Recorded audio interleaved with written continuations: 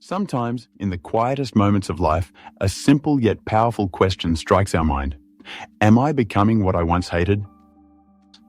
Though it sounds simple, this question reveals one of the deepest signs of self-awareness and inner growth.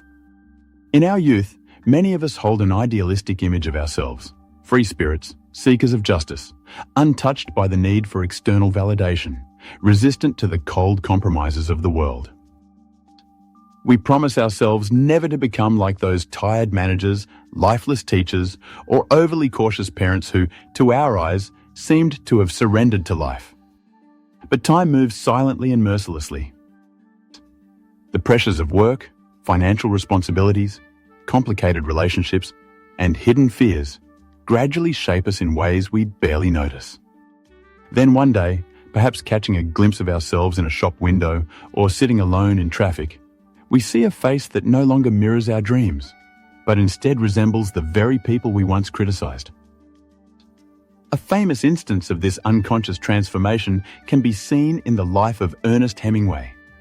Young Hemingway entered the world with dreams of breaking free from traditional literary norms and living a passionate, authentic life. Yet years later he found himself tangled in the very comfortable, lonely, and sometimes hollow existence he once despised. In his later letters, Hemingway admitted that writing for money, not truth, cost him a part of his soul. This internal conflict haunted him for the rest of his life. This pattern isn't just reserved for famous figures, it plays out around us every day. Someone who once dreamed of changing the world now counts down the hours behind a desk. Someone who once wanted to be an artist now mainly worries about paying monthly bills. And often, this slow drift happens without us even realizing it. The world pushes its standards on us. Fear of judgment, fear of poverty, and fear of loneliness quietly push us toward compromise.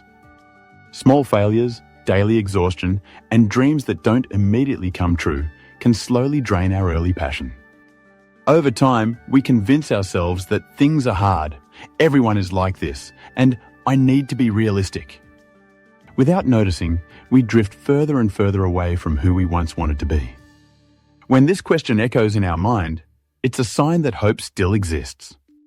Even the smallest conscious decision, saying no to a project that goes against our values, or starting a small passion project again, can prevent us from sinking further into a life we never wanted. Life is not defined by one grand decision, but by thousands of tiny choices. Each day, each choice either brings us closer to our true self or pulls us further away. Am I becoming what I once hated? This question should not scare us. It should be seen as a compass, a reminder that even when we feel lost, we can still find our way back to ourselves. The road back might be difficult, but it is never impossible. All it takes is a moment of honesty with ourselves, the courage to pause, and the determination to choose a life that truly matters.